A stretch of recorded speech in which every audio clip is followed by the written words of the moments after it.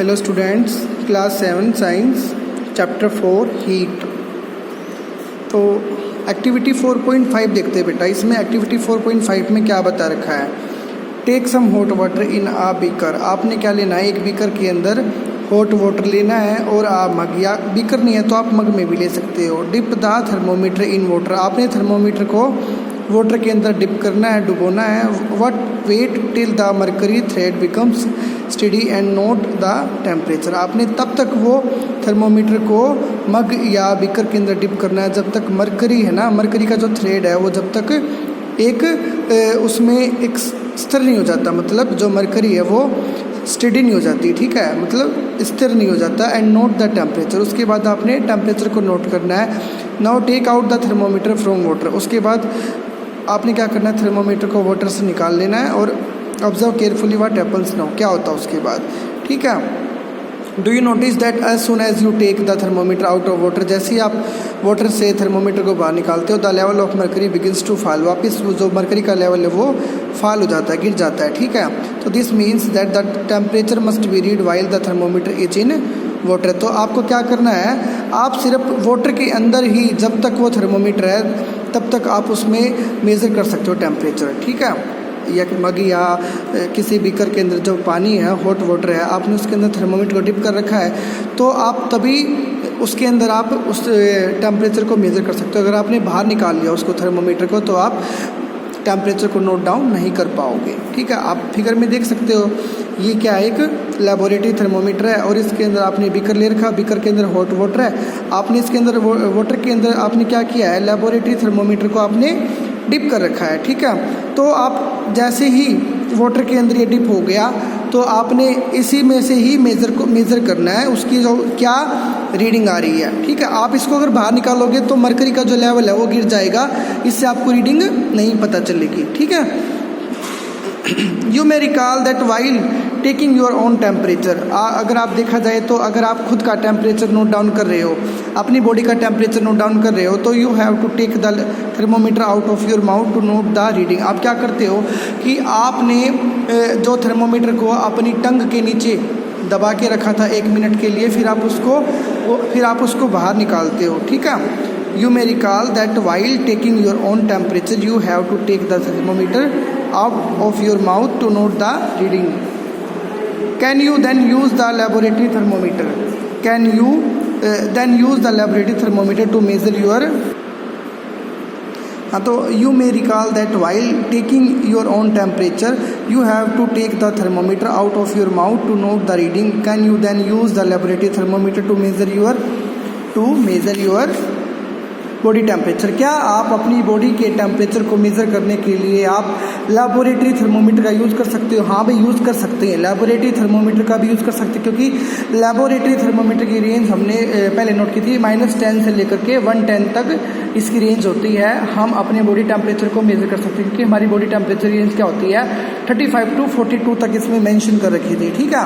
तो हम अपने बॉडी टेम्परेचर को लैबोरेटरी थर्मोमीटर से भी हम मेज़र कर सकते हैं। Obviously it is not convenient to use the laboratory, ठीक है, लेकिन हम मेज़र तो कर पाएंगे, लेकिन एक अच्छी जो रीडिंग आएगी वो नहीं मिलेगी हमें, जो हमें क्लिनिकल थर्मोमीटर से हमें हमारी रीडिंग मिलती है। क्योंकि जैसे हम उसको बाहर निकालेंगे थर्मोमीटर को हमारी टंग के नीचे से बाहर निकालेंगे 1 मिनट के बाद, तो मरकरी का जो लेवल है वो वापस फॉल आ जाएगा, नीचे गिर जाएगा, तो हमें मेंशन नहीं हो पाएगा कि हमारा बॉडी टेम्परेचर कितना है। तो हम जो अच्छी तरीके से अगर हमें अपना बॉडी टेम्परेचर हमें अगर नोट करना है तो हम क्लिनिकल थर्मोमीटर की हेल्प से ही कर पाएंगे। Obviously it is not convenient to use the laboratory thermometer for this purpose. Why does the mercury not fall or rise in a clinical thermometer when taken out of the mouth? अगर अब ये बात देखी जाए, जो जैसे ही हम अपने माउथ से, हम अपने टंग के नीचे से जैसे ही क्लिनिकल थर्मोमीटर को बाहर निकालते हैं तो क्लिनिकल थर्मोमीटर में ऐसा क्या है कि जो मर्करी लेवल है वो गिरता नहीं है बाहर निकालने के बाद, ठीक है, क्योंकि बल्ब के नीचे वहाँ पे क्या है, किंक होता है, ठीक है। और जो किंक क्या करता है, क्या काम करता है किंक, वो किंक जो मर्करी लेवल है ना उसको फॉल होने से रोकता है, ठीक है। इसीलिए जो मर्करी लेवल है वो धीरे धीरे डाउन होके आता। आप रियली आप देख सकते हो थर्मोमीटर को आप लोगों ने लेना, क्लिनिकल थर्मोमीटर को अपनी टंग के नीचे लगा के देखना, 1 मिनट के बाद आप उसको निकाल के देखोगे, धीरे धीरे वो जो मरकरी है उसका लेवल धीरे धीरे गिरता है, ठीक है, with the help of kink. Observe a clinical thermometer again do you see a kink, आपको एक किंक नजर आएगी नियर द बल्ब, ठीक है, बल्ब के पास। फिगर 4.6 में आप देख सकते हो ये रही kink. Okay, what is the use of the kink, kink का क्या यूज होता है? It is prevents mercury level from falling on it's on, अपने आप अगर मर्करी नीचे गिर जाए तो उस चीज़ को वो रोकता है ताकि जो हम अपना टेम्परेचर को मेजर कर सके, जो भी हमारा बॉडी टेम्परेचर आया हुआ है। तो यही डिफरेंस है लेबोरेटरी थर्मोमीटर में और क्लिनिकल थर्मोमीटर में। क्लिनिकल थर्मोमीटर में किंक प्रेजेंट होती है जो कि मर्करी लेवल को फॉल होने से रोकती है, लेकिन लेबोरेटरी थर्मोमीटर के अंदर किसी भी टाइप की किंक प्रेजेंट नहीं होती है। इसीलिए हम लेबोरेटरी थर्मोमीटर का यूज़ हमारी बॉडी टेम्परेचर के लिए नहीं कर सकते हैं। क्लियर हो गया बेटा? तो ये बॉक्स में क्या बता रखा है? There is a lot of concern over the use of mercury in thermometer, ठीक है। बहुत सारी ऐसी समस्याएं पैदा हुई है, बहुत सारा ऐसा चिंता का विषय है कि जो मर्करी है ना, यूज ऑफ मर्करी, जो मर्करी का यूज़ हो रहा है थर्मोमीटर्स के अंदर वो ठीक नहीं है। Mercury is a toxic substance, एक टॉक्सिक पॉइजनस सब्सटेंस है mercury, and it's very difficult to dispose of if a thermometer break, ठीक है। अगर ये ब्रेक हो जाए तो बहुत गड़बड़ हो सकती है। अगर आपके माउथ में अगर ये टूट फूट जाता है और मर्करी लेवल अगर आपके माउथ के अंदर आ जाता है मर्करी, तो बहुत टॉक्सिक होती है, पॉइजनस होती है, बहुत जहरीली होती है, ये ठीक नहीं है। तो दिस डेज, आज के टाइम पे कौन सा थर्मोमीटर यूज़ हो रहा है? डिजिटल थर्मोमीटर, ठीक है। तो उसके अंदर कोई भी मर्करी प्रेजेंट नहीं होती है, डिजिटल थर्मोमीटर यूज़ हो रहा है। आपने देखा भी होगा, ये वाला डॉक्टर्स वगैरह रखते हैं, क्लिनिक पे आज जाते हो तो वहाँ पे आपको देखने को मिलेगा। This days digital thermometers are available which do not use mercury, जिसमें मर्करी का कोई भी यूज नहीं है। तो हमारा ये टॉपिक, पहले के टॉपिक हमारे फिनिश होते हैं, तो हमारा नया टॉपिक स्टार्ट होता है ट्रांसफर ऑफ हीट। ये मोस्ट इंपॉर्टेंट हमारा टॉपिक है, यहाँ से बहुत सारे क्वेश्चन अराइज होते हैं एग्जाम में। तो 4.4 ट्रांसफर ऑफ हीट, हीट का ट्रांसफर कैसे होता है, ठीक है। हीट का ट्रांसफर कैसे होता है एक ग्रुप से दूसरे ग्रुप की तरफ, ठीक है। You might have observed that a frying pan becomes hot when kept on a flame. आपने देखा होगा फ्राइंग पैन क्या होता है? जिसमें आप चाय वगैरह बनाते हैं, जिसमें आप दूध वगैरह गर्म करते हैं, ठीक है। फ्राइंग पैन आपको लेना है, becomes hot when kept on a flame, जब आप किसी आग वगैरह पे रखते हैं उसको तो वो बहुत गर्म हो जाता है, ठीक है। इट इज़ बिकॉज, ऐसा क्यों होता है? That the heat passes from the flame to the utensils, ठीक है। जो हीट है वो पास हो रही है बर्तन तक, ठीक है। फ्लेम जो है वो पास हो रही है बर्तन तक। When the pan is removed from the fire, जैसे ही हम फ्लेम से पैन को अलग करते हैं, it is slowly cools down, और धीरे धीरे वो ठंडा हो जाता है, ठीक है। अब एज एग्जाम्पल आप देख सकते हो, जैसे आपने एक चाय का कप लिया है और उसमें बहुत गर्म चाय है, तो आप 5 या 7 मिनट के बाद उस गर्म चाय को आप देखोगे तो धीरे धीरे वो चाय जो होगी कप के अंदर जो है वो ठंडी होनी स्टार्ट हो जाती है, क्योंकि जो हीट का ट्रांसफर होता है ना, वो सराउंडिंग में जो हीट है ना वो ट्रांसफर होती जाती है और जिससे वो कूल डाउन हो जाती है। जो गर्म चाय है फिर वो कूल हो जाएगी, ठीक है। It slowly cools down. The why does it cool down?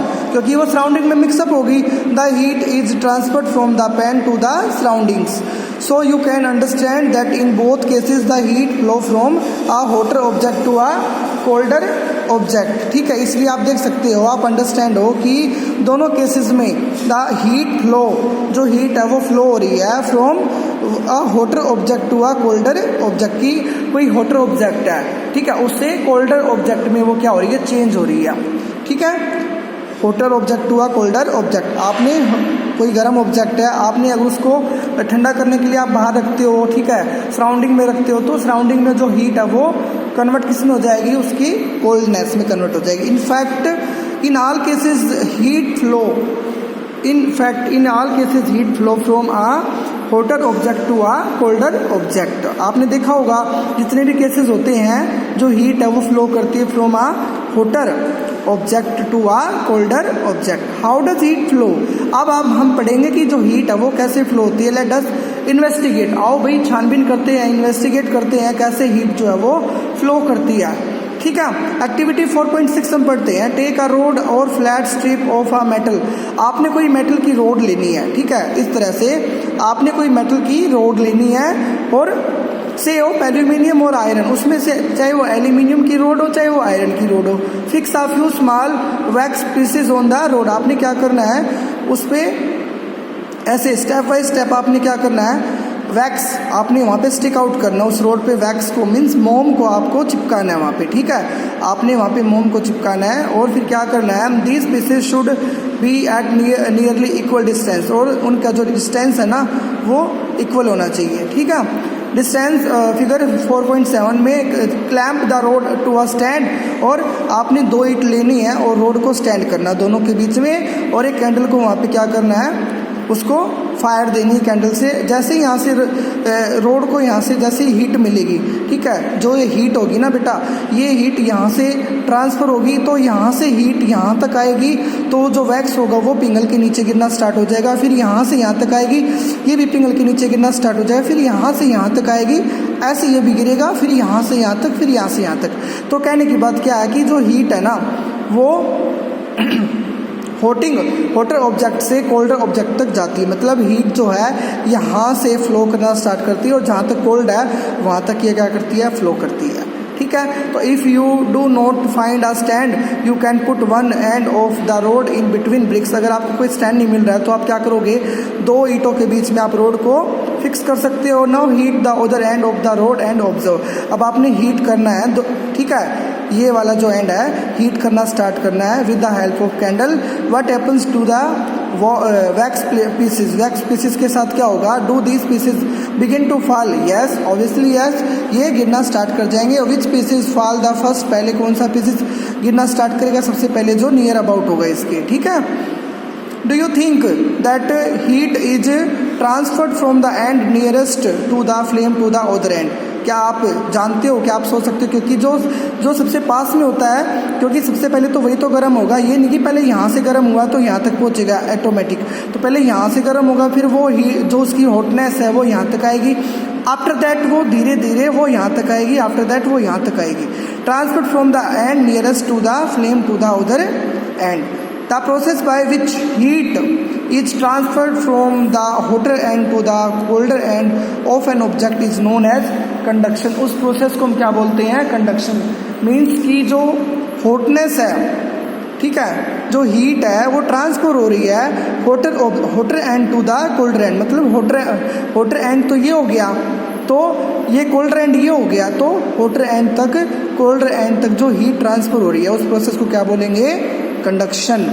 In solids, और सॉलिड्स क्या हो गया, मेटल रोड हो गया, आयरन रोड हो गया, ये क्या हो गया, सॉलिड्स हो गया। In solids generally